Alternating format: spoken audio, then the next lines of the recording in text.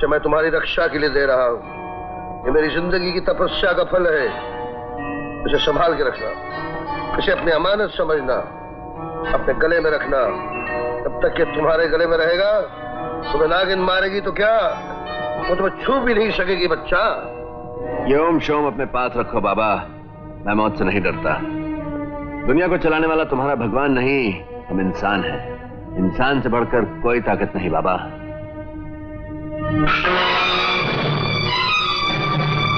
इंसान ही अगर सबसे बड़ी ताकत है तो ऊपर जाने वाले दो दोस्तों को रोक क्यों नहीं सके? तुम दुनिया के पहले और आखिरी नास्तिक नहीं, और नास्तिक को आस्तिक बनाना ऊपर वाले का बाएं हाथ का खेल है। ये जंतर मंतर, ये चमत्कार की बातें उनको समझाना जिनके दिमाग के दरवाजे नागिन के डर से बंद हो चुके हैं।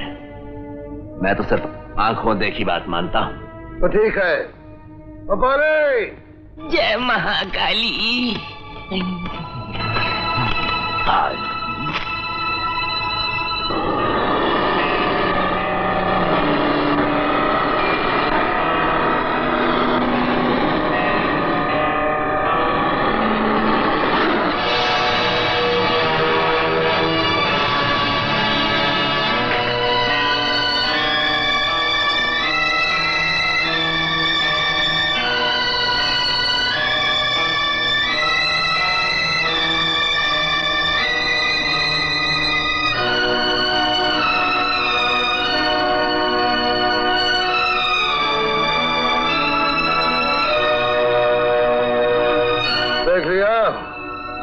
सांप नहीं लौटा, समझ लो तुम्हारी मौत लौट गई। आस्तिक बाबा, अब तो मान गए कि ऊपर वाला है, तो मुझसे बड़ा है, तुमसे बड़ा है, और हम सबसे बड़ा है।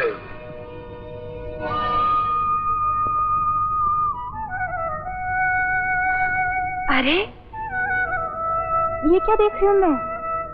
सर शंकर के सामने झुका हुआ और गले में ओम की रक्षा पड़ी है। हाँ शीला, क्योंकि आज एक नास्तिक आस्तिक बन गया है।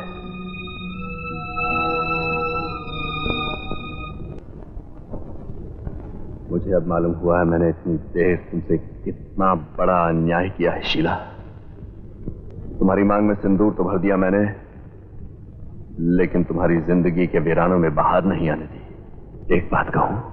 कहिए। मैं चाहता हूं शीला कि आज तुम वही सुहाग का जोड़ा पहनो और हम दो कैदी फिर से दो साथी बन जाएं। कहो, मंजूर है? ये तो ऐसे हुआ जैसे चांद अमावस की रात से पूछे, तुम्हें चांदनी रात बनना मंजूर है?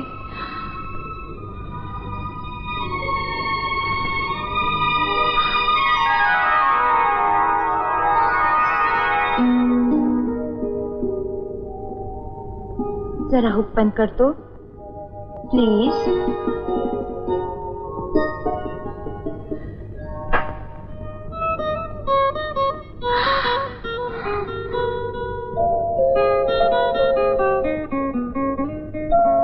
कौन साला?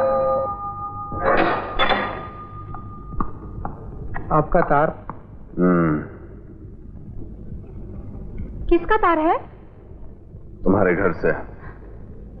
तुम्हारा भाई बहुत बीमार है। कैलाश भैया, मुझे अभी जाना होगा।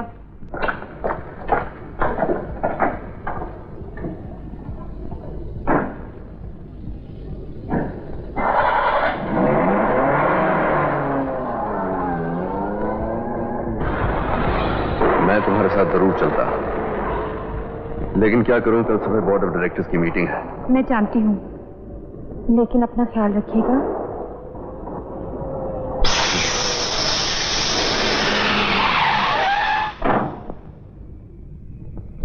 गाड़ी को भी इस वक्त पंक्चर होना था। अब क्या होगा? इसमें तो बहुत टाइम लगेगा। मुझे डर है तुम्हारी गाड़ी ना निकल जाए। यहाँ तो कोई टैक्सी भी नहीं दिखती।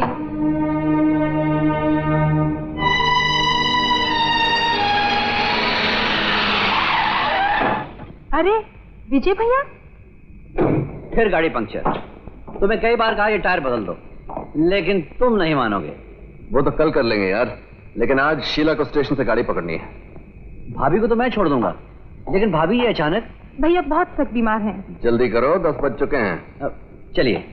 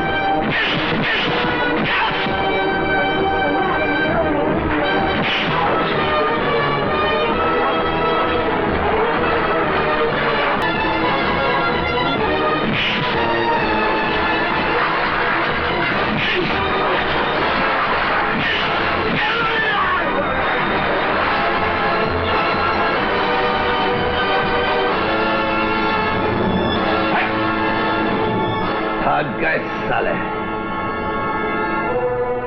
आओ मैं तुम्हें पहुंचा देता हूं। नहीं, मैं वहां नहीं जाना चाहती।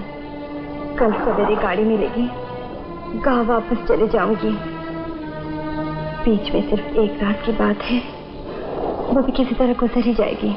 लेकिन अगर वो गुंडे फिर से आ गए तो? उसी बात का तो डर है। आओ मेरे साथ, तुम्हें रात इस तरह रास्ते पर गुजारने की कोई जरूरत नहीं। आओ।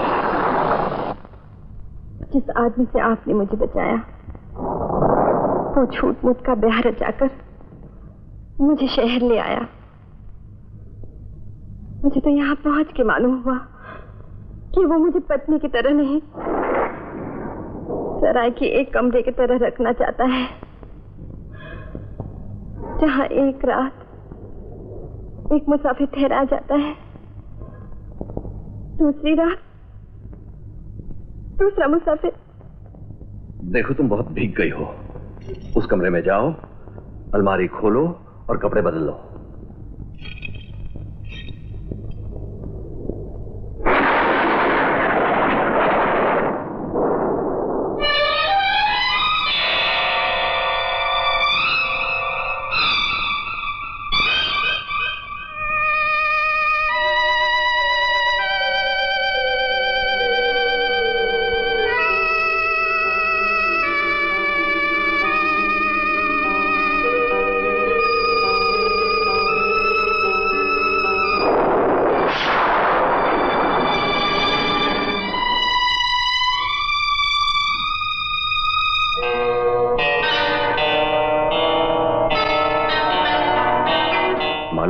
सर्दी लग गई है, ऐतराज ना हो तो थोड़ी सी ब्रांडी ले आऊं, दवाई समझकर पी लीजिए।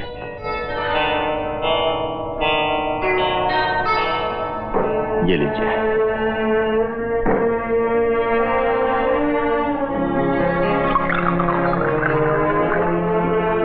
दूसरे ग्लास की क्या जरूरत है?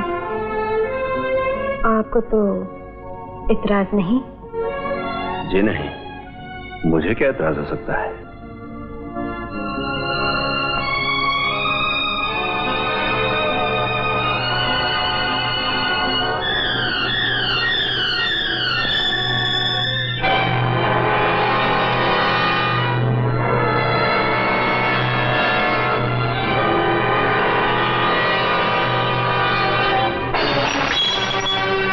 क्या बदतमीजी है ये? सामने दीवार पर देखो। ब्रांडी का रंग नीला? क्योंकि जिसके साथ तुम शराब पी रहे थे वो औरत नहीं, नागिन थी।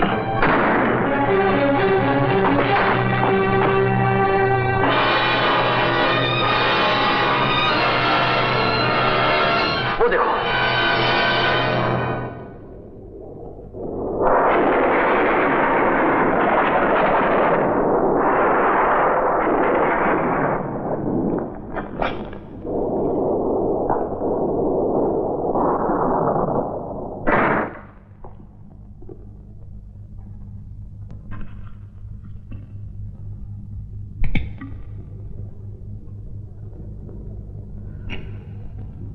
ये अच्छा हुआ कि तुम्हारे गले में तावीज था, इसलिए वो सीधी तरह तुम पर हमला नहीं कर सकी। लेकिन तुम यहां पहुंचे कैसे? भाभी भूल से घर की चाबियां अपने साथ ले गई थी। ये लो, संभालो। बस समझ लो उसकी तपस्या ने तुम्हें बचा लिया।